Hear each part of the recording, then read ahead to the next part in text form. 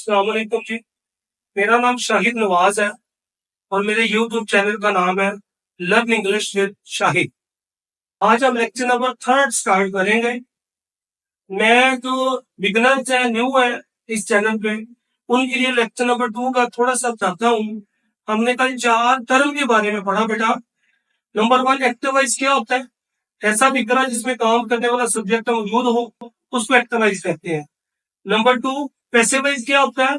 ऐसा विग्रह जिसमें काम करने वाला सब्जेक्ट मौजूद ना हो उसको पैसिव वॉइस कहते हैं। नंबर 3 हमने कल पढ़ा था लेक्चर में डायरेक्टिंग क्या होता है। अगर मैं आपके साथ बात कर रहा हूं तो ये डायरेक्ट है। अगर मैं किसी ऐसे पर्सन के बारे में बात करूं जो यहाँ पे मौजूद नहीं है, जैसे मैं आपको बोलूं कि अपने अबू को मेरा सलाम कहना, ये इनडायरेक्ट है। और फोर्थ लास्ट वन हमने पढ़ा था अदर देन टेंस। कुछ ऐसे विग्रह बोले सुने पढ़े और लिखे जाते हैं बेटा जो ना तो एक्टिव वॉइस होते हैं, ना वो पैसिव वॉइस होते हैं और ना वो डायरेक्ट इंडायरेक्ट होते हैं, बल्कि उनको तो टेंडेंस कहा जाता है। मसले फिक्र है काश में अमीर होता। फिर अगर चाहे वो अमीर है लेकिन ईमानदार है, जो ही मैं कॉलेज गया बारिश शुरू होगी, ये क्या है? ये अदर देन टेंस है। इसी तरह अदर देन टेंस के अंदर एक है कंडीशनल सेंटेंस। जैसे प्रेजेंट कंडीशनल सेंटेंस, अगर वो मेहनत करेगा तो पास हो जाएगा। पास्ट कंडीशनल सेंटेंस, अगर वो मेहनत करता तो पास हो जाता। इन फिक्रों को अदर देन टेंस कहते हैं। आज हम लेक्चर नंबर 3 स्टार्ट करते हैं। I let's start on screen. मैं एक्टिव स्टार्ट करने से पहले आज 2-3 चीजों के बारे में आपको बताना चाहता हूँ जो मोस्टली स्टूडेंट्स को नहीं पता। मिसाल के तौर पर अगर आपने कभी सुना हो, ये क्या है? THE। और ये क्या है? अब समटाइम इसको दा पढ़ते हैं और समटाइम इसको दी पढ़ते हैं। देखिए स्पेलिंग वही है, साउंड वही है, लेकिन कब दी और कब दा पढ़ते हैं ये। मैं दूसरी बात, मैं ये भी आपको चैलेंज करता हूँ, आप अपने इर्द गिर्द में अपने दोस्तों से, अपने फैमिली मेंबर से, इवन देन भी अपने टीचर से भी पूछे। मोस्टली लोगों को नहीं पता होगा कि दी कब पढ़ते हैं और दा कब पढ़ते हैं। मैं आज आपको इसका फर्क बताता हूँ, कब दा पढ़ते हैं और कब दी पढ़ते हैं।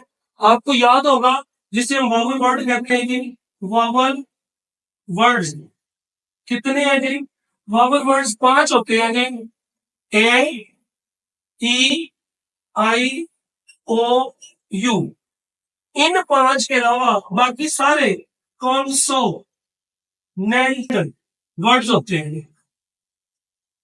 अब इन 5 के अलावा जैसे बी है, जैसे सी है, जैसे टी है, एफ है, जी है, सो ऑन। तो याद रखिए बेटा, THE के बाद पहला लफ्ज क्या है जी? THE के बाद अगर पहला लफ्ज कॉन्सोनेंट वर्ड हो तो इसको दी पढ़ते हैं। जैसे मेरा कॉलेज है, साहिबन का बहुत मशहूर कॉलेज है, दी लिमिट, इसको दी लिमिट पढ़ते हैं। दी लिमिट ग्रुप ऑफ कॉलेजेस। अब THE के बाद देखिए पहला लफ्ज कौन सा है? पहला लफ्ज है कॉन्सोनेंट। अगर पहला लफ्ज कॉन्सोनेंट होगा तो इसको दी पढ़ते हैं। और अगर पहला लफ्ज THE के बाद पहला लफ्ज वावल हो, जैसे ए वावल है, इसको दा पढ़ते हैं। जैसे THE के बाद ORANGE, इसको दा पढ़ते हैं।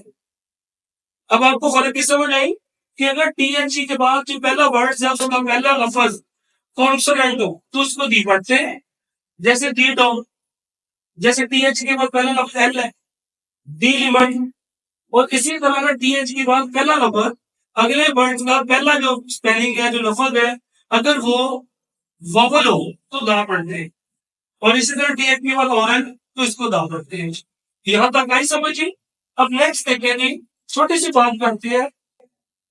कुछ टिप्स आप याद रख लें। जब भी हमने वो कल वाले लेक्चर में जो 4 चीजों की बात की, active voice, passive voice, directing, other than tense. अगर एक्टिव वॉइस की बात करें जिसमें काम करने वाला मौजूद होता है, उसमें किसी सेंटेंस में पहली फॉर्म यूज होती है, किसी सेंटेंस में हेल्पिंग वर्ब यूज होता है, किसी सेंटेंस में हेल्पिंग वर्ब यूज नहीं होता, किसी सेंटेंस में दूसरी फॉर्म यूज होती है, किसी सेंटेंस में तीसरी फॉर्म यूज होती है। लेकिन अगर हम पैसिव वॉइस की बात करें तो पैसिव वॉइस में हमेशा सिर्फ दो चीजें यूज होती है हर टेंस में। पैसिव वॉइस के हर टेंस में दो चीजें यूज होंगी, हेल्पिंग वर्ब और थर्ड फॉर्म। पैसिव वॉइस के हर टेंस में दो चीजें सिर्फ यूज होती हैं, हेल्पिंग वर्ब और थर्ड फॉर्म। अब दूसरी हम टिप्स की बात करें तो हम टू की बात करते हैं। टू, हमें मोस्टली ये पता है कि टू को प्रपोजिशन कहते हैं, जैसे इन है, जैसे ऑन है, जैसे इनटू है, जैसे विद है, जैसे ऑफ है, तो टू भी एक प्रपोजिशन है, ये हमें पता है। लेकिन टू मोस्टली जगहों पर प्रपोजिशन है। हम इसका भी टॉपिक एक अलग से पढ़ेंगे, प्रपोजिशन क्या होती है और इनका क्या फायदा है। लेकिन कुछ जगहों पे जो टू है दैट इज कंजक्शन।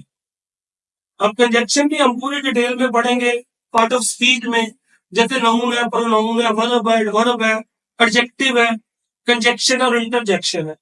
तो बताने का मतलब ये है कि ये क्यों टू है, हमें ये तो पता है कि ये प्रपोजिशन है, लेकिन बाद जगहों में बेटा ये प्रपोजिशन तो है, लेकिन बाद जगहों में ये कंजक्शन भी है। कैसे? अब हमें कैसे पता चलेगा कि ये यहाँ पे प्रपोजिशन है और यहाँ पे कंजक्शन? मिसाल के तौर पर आई गो टू कॉलेज। अब यहाँ पे टू क्या है? यहाँ पे टू है प्रपोजिशन। कैसे कैसे जज करेंगे? To help you. अब हमने दूसरा देखकर लिखा I wanted to help you. अब यहाँ पे टू क्या? यहाँ पे टू कंजक्शन है। कैसे पता चला?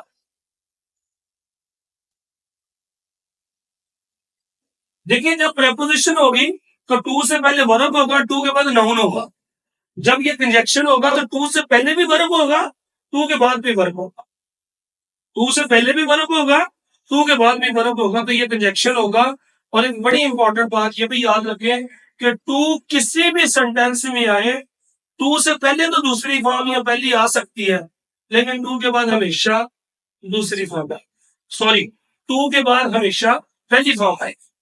टू से पहले तो कोई भी फॉर्म आ सकती है, लेकिन टू के बाद हमेशा पहली फॉर्म आएगी। और जब भी दो फॉर्म यूज होगी एक सेंटेंस में, तो इनके दरम्यान में टू हमेशा आएगा और टू के बाद हमेशा फर्स्ट फॉर्म आएगी। शुक्रिया।